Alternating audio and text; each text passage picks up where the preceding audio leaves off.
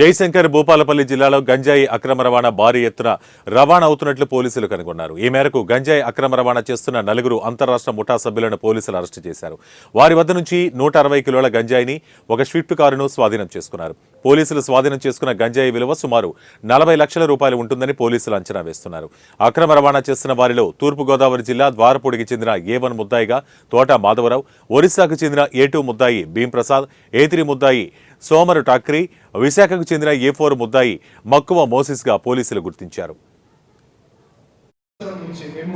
ఈ గాంజా కౌన్సిలింగ్ కూడా రెగ్యులర్ గా వీక్లీ బేసిస్ లో నడుస్తుంది. తర్వాత చిన్న చిన్న పెట్రోల్స్ కూడా ఎవరైనా ఉంటారు, వాళ్ళ పైన కూడా మేము ఎక్కువ ఫోకస్ చేసి వీఆర్ రిమాండెడ్ దోస్ పీపుల్. చాలా కేసెస్ కూడా మేము రిజిస్టర్ చేశాం.